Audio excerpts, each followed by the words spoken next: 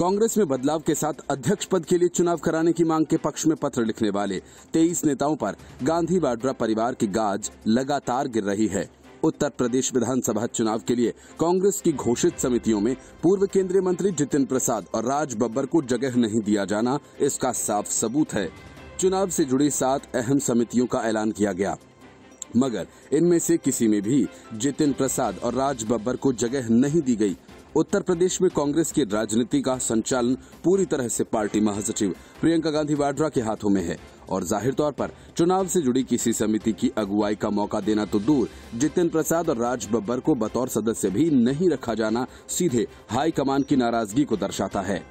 पत्र विवाद से पहले तक जितिन प्रसाद उत्तर प्रदेश में कांग्रेस महासचिव के भरोसेमंद चेहरों में शामिल थे।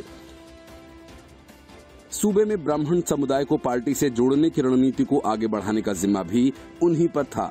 हालांकि पत्र विवाद सामने आने के बाद हाईकमान के रुख को देखते हुए जितिन प्रसाद ने स्पष्टीकरण भी दे दिया था कि पार्टी में सुधार की उनकी बातों को कांग्रेस के शीर्ष नेतृत्व और गांधी परिवार के खिलाफ नहीं देखा जाना चाहिए। लेकिन जितिन की ये सफाई काम नहीं आई, जबकि हाईकमान ने जितिन और राज बब्बर को बाहर करने के साथ गुलाम नबी आजाद से लेकर आनंद शर्मा के खिलाफ तक मुखर बयान देने वाले प्रदेश के वरिष्ठ नेता निर्मल खत्री को चुनावी टीम में जगह देकर ये संदेश दे दिया है कि शीर्ष नेतृत्व के खिलाफ किसी तरह के विरोध का स्वर बर्दाश्त नहीं किया जाएगा। पार्टी के संगठन महासचिव केसी वेणुगोपाल की ओर से जारी बयान के मुताबिक कांग्रेस अध्यक्ष सोनिया गांधी ने यूपी के लिए घोषणा पत्र समिति, संपर्क समिति, सदस्यता समिति, कार्यक्रम क्रियान्वयन समिति, प्रशिक्षण एवं कैडर विकास समिति, पंचायती राज चुनाव समिति और मीडिया एवं संचार परामर्श समिति के गठन को स्वीकृति प्रदान की। पार्टी के वरिष्ठ नेता सलमान खुर्शीद और पीएल पुनिया को घोषणा पत्र कमेटी में जगह दी गई है। इसके अलावा प्रमोद तिवारी को संपर्क समिति, अनुग्रह नारायण सिंह को सदस्यता समिति, नूर बानो को कार्यक्रम क्रियान्वयन समिति, राजेश मिश्रा को पंचायती राज समिति और राशिद अलवी को मीडिया एवं संचार परामर्श समिति में शामिल किया गया है। इससे पहले लोकसभा और राज्यसभा में पार्टी के संसदीय दल के पदाधिकारियों की नियुक्ति में भी हाईकमान ने उन नेताओं को कोई जगह नहीं दी जिन्होंने सोनिया गांधी को पत्र लिखकर कांग्रेस संगठन में बदलाव और अध्यक्ष, कार्य समिति से लेकर जिला स्तर तक के चुनाव कराने व संसदीय बोर्ड के गठन की मांग की थी। लोकसभा में मनीष तिवारी जैसे मुखर नेता की अनदेखी कर गौरव गोगोई को कांग्रेस संसदीय दल का उपनेता तो रवनीत सिंह बिट्टू को व्हिप नियुक्त किया गया था। इसी तरह जयराम रमेश को राज्यसभा में चीफ व्हिप बनाया गया। Bureau report, news of India.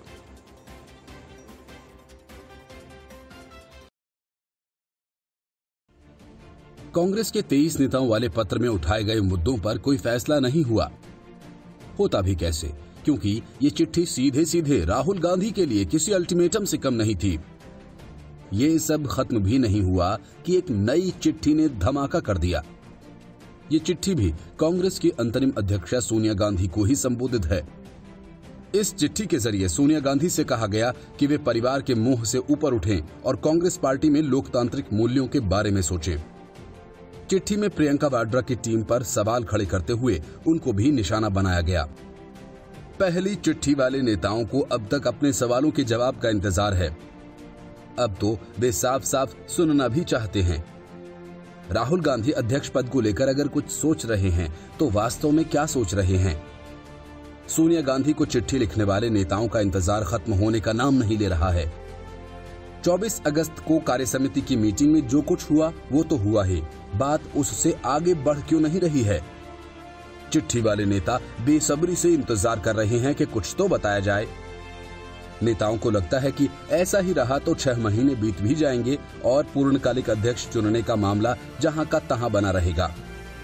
Congress के असंतुष्ट नेता राहुल गांधी को लेकर ये जानना चाहते हैं कि राहुल गांधी साफ तौर पर बताएं कि वो कांग्रेस के अध्यक्ष पद के दावेदार होंगे। ये सवाल चिट्ठी में भी शुमार है। अब तक ऐसा कभी सुनने को नहीं मिला है कि कांग्रेस के असंतुष्ट नेताओं को गांधी परिवार से कोई दिक्कत है। न सोनिया गांधी से, न राहुल गांधी से, न ही प्रियंका वाड्रा से ही। अब ऐसा लग रहा है कि कांग्रेस नेता चाहते हैं कि कुछ बातें सभी को साफ साफ बता दी जानी चाहिए ताकि कोई कंफ्यूजन न बचे। पहली बात तो ये कि राहुल गांधी फिर से अध्यक्ष बनना चाहते हैं या नहीं, ये बात राहुल गांधी की तरफ से या सोनिया गांधी की तरफ से कांग्रेस नेताओं को स्पष्ट तौर पर बताई जाए। दूसरी बात ये कि अगर राहुल गांधी को अब भी अध्यक्ष बनने में कोई रुचि नहीं है तो वो खुद आगे बढ़कर सुरजेवाला और गहलोत जैसे नेताओं को रोकें, जो अक्सर बैठकों में जरूरी मुद्दों पर बहस के बीच ये डिमांड रख देते हैं। राहुल खुद बताएं या फिर सोनिया गांधी की तरफ से ही ये बात साफ की जाए कि गांधी परिवार से बाहर का अध्यक्ष पद का कोई दावेदार सामने आता है तो गांधी परिवार को कोई एतराज तो नहीं होगा। दरअसल ये नेता स्पष्ट तौर पर समझना चाहते हैं कि अगर राहुल गांधी अध्यक्ष पद को लेकर कोई मन बना भी रहे हैं तो क्या वो 24 घंटे काम करते हुए नजर आने की तैयारी में हैं? ये बात सोनिया गांधी को 23 नेताओं की तरफ से लिखी गई चिट्ठी में भी जोर देकर कही गई है। सूत्र बताते हैं कि कांग्रेस के असंतुष्टों के खिलाफ सोनिया गांधी का गुस्सा कम होने लगा है और वो उनके साथ बात करने को भी तैयार हो गई हैं। लेकिन बातचीत के लिए कुछ शर्तें रखी गई हैं। सबसे बड़ी शर्त यही कि कांग्रेस पार्टी के अनुशासन की लक्ष्मण रेखा को पार करने की कोई हिमाकत न करे। कांग्रेस कार्यकारिणी की मीटिंग में तो यही देखने को मिला था कि अंबिका सोनी और कुमारी शैलजा जैसे नेता चिट्ठी लिखने वालों को अनुशासनहीन मानते हुए एक्शन की मांग कर रहे थे। चिट्ठी लिखने वाले नेताओं पर अहमद पटेल भी बरसे थे और मनमोहन सिंह ने भी ऐसे नेताओं के खिलाफ ही अपना रुख जाहिर किया था। सबसे ज्यादा गुस्सा तो चिट्ठी की टाइमिंग को लेते हुए राहुल गांधी ने ही दिखाया था और प्रियंका गांधी ने सपोर्ट किया था। अब पता चला है कि सोनिया चाहती हैं कि चिट्ठी लिखने वाले 23 नेता अपनी तरफ से बात करने के लिए किन्हीं दो को अपना प्रतिनिधि चुने और वे उनसे बात करने के लिए आए, साथ ही दोनों ही चिट्ठी में उठाए गए मुद्दों पर भी बात करें। ये तो ऐसा लगता है जैसे सोनिया गांधी चिट्ठी में उठाए गए मुद्दों की वजह से नहीं बल्कि सीनियर नेताओं की बात रखने के लिए बातचीत को राजी हुई हैं। सोनिया गांधी ने ये शर्त रखकर ये समझाने की कोशिश की है कि उनको जो भी सबसे महत्वपूर्ण 2 मुद्दे लगते हैं उन पर वो आएं और बात करें। नई चिट्ठी में यूपी कांग्रेस की प्रभारी महासचिव प्रियंका गांधी वाड्रा को टारगेट करते हुए लिखा गया है कि लोकतांत्रिक परंपराओं की धज्जियां उड़ाते हुए सीनियर नेताओं को निशाना बनाया जा रहा है, फिर अपमानित करने के साथ ही पार्टी से निकाल दिया जा रहा है। ये चिट्ठी ऐसे दौर में आई है कि जब प्रियंका गांधी यूपी में कांग्रेस की जड़ें मजबूत करने की कोशिश कर रही हैं और योगी सरकार के खिलाफ हर मौके का फायदा उठाने की कोशिश कर रही हैं। Bureau report, news of India. Kangana Ranaut और संजय राउत के बीच की जुबानी जंग अब धीरे धीरे सियासी रंग पकड़ती जा रही है। कंगना के खिलाफ जिस तरह की भाषा और अकर्मण्यता संजय राउत और शिवसेना की तरफ से फैलाई जा रही थी, उसका जवाब देते हुए केंद्र सरकार ने कंगना को वाय श्रेणी की सुरक्षा प्रदान की है, क्योंकि शिवसेना के नेता कंगना के खिलाफ हिंसक कार्रवाई को अंजाम देने की बात करने लगे थे। शिवसेना विधायक प्रताप सरनाइक ने कंगना का मुंह तोड़ देने की धमकी दे डाली थी और इस धमकी के बाद राष्ट्रीय महिला आयोग ने विधायक को गिरफ्तार करने की मांग की थी। हरियाणा सरकार के मंत्री अनिल विज ने संजय राउत पर करारा हमला किया तो हिमाचल के सीएम ने कंगना को सुरक्षा मुहैया कराए जाने की बात कही थी। मतलब अब ये मामला बीजेपी और शिवसेना का बनता जा रहा है। शिवसेना की शुरू से ही ये कोशिश रही है कि सुशांत सिंह राजपूत के मामलों की जांच नहीं हो और न ही इस मामले पर ड्रग एंगल की बात हो, लेकिन अब शिवसेना की नीयत पर हजारों सवाल उठने लगे हैं। शिवसेना न तो सीबीआई को मामले की जांच करने से रोक पाई और न ही एनसीबी को। माना जा रहा है कि संजय राउत और उद्धव ठाकरे की पार्टी अपनी यही खींच कंगना पर उतारने की कोशिश कर रही हैं और मामले को जानबूझकर महाराष्ट्र के गौरव से जोड़ा जा रहा है। इसी वजह से अनिल विज ने कहा था कि मुंबई शिवसेना के बाप की नहीं है। इसके लिए संजय राउत ने कंगना को मुंबई न आने की नसीहत दी थी। इस पर कंगना ने मुंबई आने का चैलेंज किया। अब केंद्रीय गृह मंत्रालय ने कंगना को वाय श्रेणी की सुरक्षा देने का फैसला किया। उनकी सुरक्षा में 11 जवान तैनात रहेंगे। इसमें 1 या 2 कमांडोज और बाकी पुलिस कर्मचारी होंगे। बताया जा रहा है कि 9 सितंबर को जब कंगना मुंबई पहुंचेंगी तो उन्हें वाय श्रेणी की सुरक्षा दी जाएगी। वायु श्रेणी की सुरक्षा मिलने के बाद कंगना रनौत ने कहा कि ये प्रमाण है कि अब किसी देशभक्त आवाज को कोई फांसीवादी नहीं कुचल सकेगा। मैं अमित शाह जी की आभारी हूँ। वो चाहते तो हालातों के चलते मुझे कुछ दिन बाद मुंबई जाने की सलाह दे सकते थे, मगर उन्होंने भारत की एक बेटी के वचनों का मान रखा, हमारे स्वाभिमान और आत्मसम्मान की लाज रखी। जय हिंद। दरअसल बहुचर्चित सुशांत सिंह राजपूत के मामले में कंगना रनौत ने शुरू से ही अपनी आवाज बुलंद कर रखी है। उन्होंने बॉलीवुड माफिया, नेपोटिज्म और अब ड्रग्स के मुद्दे पर खुलकर अपनी बात रखी। कंगना के इन बयानों के चलते वो सेलेब्स के निशाने पर तो आई ही, लेकिन कुछ राजनीतिक पार्टियों से भी उन्होंने झगड़ा मोल ले लिया। इसी सिलसिले में कंगना रनौत और शिवसेना नेता संजय राउत के बीच जुबानी जंग का पूरा मामला तूल पकड़ता जा रहा है। संजय राउत ने कंगना को मुंबई न आने की नसीहत दी। इस पर कंगना ने मुंबई आने का चैलेंज दिया। इसके बाद कंगना ने एक वीडियो शेयर किया था। इसमें उन्होंने कहा था कि संजय राउत का मतलब महाराष्ट्र नहीं है। इस वीडियो में कंगना रनौत कहती हैं कि देश में महिलाओं के साथ रेप होता है, उन पर एसिड फेंका जाता है। ये सब इसलिए हो पाता है क्योंकि समाज की सोच घटिया है। कंगना ने संजय राउत को भी इसी सोच से प्रभावित बताया। कंगना ने संजय राउत पर आरोप लगा दिया कि उन्होंने हर महिला का अपमान किया है, उन्होंने देश की बेटी को गाली दी है। कंगना रनौत ने तो अब उस समय को भी याद कर लिया जब आमिर खान और नसीरुद्दीन शाह ने कहा था कि देश में रहने से डर लगता है। उन बयानों को याद करते हुए कंगना कहती हैं कि जब आमिर खान और नसीरुद्दीन शाह ने देश के खिलाफ कहा था तब तो किसी ने उन्हें गाली नहीं दी थी। फिर जब मैंने अपनी अभिव्यक्ति की आजादी का पालन किया तो मुझे गाली क्यों दी गई।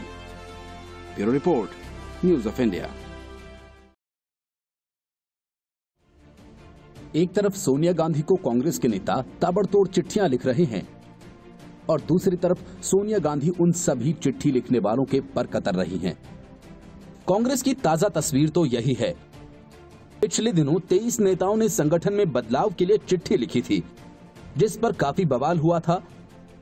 अब इसी चिट्ठी का असर दिखने लगा है, क्योंकि उत्तर प्रदेश में चुनावों के मद्देनजर बनाई गई कमेटीज में चिट्ठी लिखने वालों में शामिल 2 नेताओं को नहीं रखा गया है। लेकिन इस बीच कांग्रेस के कई नेताओं ने चिट्ठी लिखकर सोनिया गांधी को परिवारवाद से दूर रहने की सलाह दी। कांग्रेस की इसी कलह पर बीजेपी ने तंज कसा है। बीजेपी प्रवक्ता संबित पात्रा ने इस मामले पर ट्वीट किए। संबित पात्रा ने अपने ट्वीट में लिखा, चिट्ठी आई है, आई है, आई है। बस थोड़े दिनों के बाद दोबारा चिट्ठी आई है। चिट्ठी में लिखा है, सोनिया जी परिवार के मोह से ऊपर उठें। मगर ये चिट्ठी लिखने वाले शायद जानते नहीं हैं कि कांग्रेस में चिट्ठी लिखना मना है। दरअसल बीते दिनों जिन 23 नेताओं ने चिट्ठी लिखी थी, उसके बाद अब एक और चिट्ठी का जिक्र किया गया है, जिसमें कुछ नेताओं ने चिट्ठी लिखते हुए कहा कि पार्टी को बचाने के लिए परिवार से उठकर सोचना होगा। इसी पर संबित पात्रा ने तंज कसा है।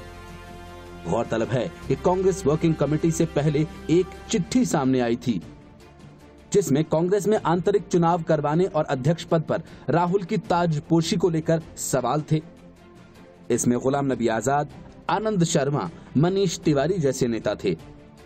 अब यूपी में जिन कमेटी का ऐलान हुआ है, उसमें राज बब्बर और जितेंद्र प्रसाद को जगह नहीं मिली है, जो चिट्ठी लिखने वालों में शामिल थे।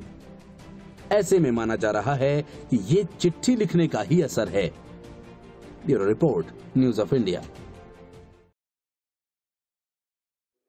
कंगना रनौत के बारे में अभद्र टिप्पणी करने वाले संजय राउत की कांग्रेस नेता संजय निरुपम ने क्लास लगा दी। महाराष्ट्र सरकार में सत्तारूढ़ दल की सहयोगी पार्टी कांग्रेस के नेता संजय निरुपम ने शिवसेना पर बड़ा हमला बोला। संजय निरुपम ने शिवसेना पर छत्रपति शिवाजी महाराज का अपमान करने का आरोप लगाया है। कांग्रेस नेता संजय निरुपम ने अपने ट्वीट में कहा कि कंगना रनौत ने मुंबई पर जो टिप्पणी की वह हम सबको अमान्य है, उसकी सबने निंदा की है, मगर शिवसेना ने छत्रपति शिवाजी महाराज का नाम लेकर कंगना को हरामखोर कहा है। ये शिवसेना की नीचता है। उनके नाम पर सरेआम गाली गलौज करना महाराज का अपमान है। सरकार में बैठे लोगों को इस आचरण की निंदा करनी चाहिए। दरअसल इस पूरे हंगामे की शुरुआत कंगना के उस बयान से हुई थी, जिसमें उन्होंने आरोप लगाया था कि शिवसेना नेता संजय राउत उन्हें मुंबई वापस न लौटने को कह रहे हैं। इस बयान के बाद कंगना ने एक ट्वीट में लिखा, संजय राउत ने मुझे खुले में धमकी दी है और मुंबई नहीं आने को कहा है। मुंबई की गलियों में आजादी, ग्रेफिटी और अब खुली धमकी। मुंबई पाकिस्तान अधिकृत कश्मीर जैसी फीलिंग क्यों दे रहा है? कंगना ने एक और ट्वीट किया जिसमें उन्होंने कहा, एक बड़े स्टार के मारे जाने के बाद मैंने ड्रग और फिल्म माफिया के रैकेट के बारे में आवाज उठाई। मैं मुंबई पुलिस पर भरोसा नहीं करती, क्योंकि उन्होंने सुशांत सिंह राजपूत की शिकायत को नजरअंदाज किया था। उन्होंने सबसे कहा था कि वो लोग उसे मार देंगे, बावजूद इसके उन्हें मार दिया गया। मैं असुरक्षित महसूस करती हूँ। क्या इसका ये मतलब है कि मैं फिल्म इंडस्ट्री या मुंबई से नफरत करती हूँ? मुंबई की तुलना पाकिस्तान के कब्जे वाले कश्मीर से करने पर कंगना रनौत की काफी आलोचना हुई, लेकिन इस दौरान शुक्रवार को कंगना रनौत ने ट्वीट कर कहा, मैं देख रही हूँ कि बहुत से लोग मुझे मुंबई वापस नहीं आने देने की धमकी दे रहे हैं, इसलिए मैंने अब अपने आने वाले सप्ताह में 9 सितंबर को मुंबई की यात्रा करने का फैसला किया। मैं उस समय को पोस्ट करूंगी जब मैं मुंबई हवाई अड्डे पर उतरूंगी। किसी के बाप में हिम्मत है तो रोक ले। इस पर संजय राउत से सवाल पूछा गया तो वो आपा खो बैठे और कंगना रनौत के लिए अपमानजनक शब्दों का इस्तेमाल किया। संजय राउत ने कहा, क्या होता है कानून? जो लड़की ने बात की वो कानून है? आप उसकी वकालत कर रहे हैं। उसने शिवाजी महाराज का अपमान किया है, महाराष्ट्र का अपमान किया है। Bureau report, news of India.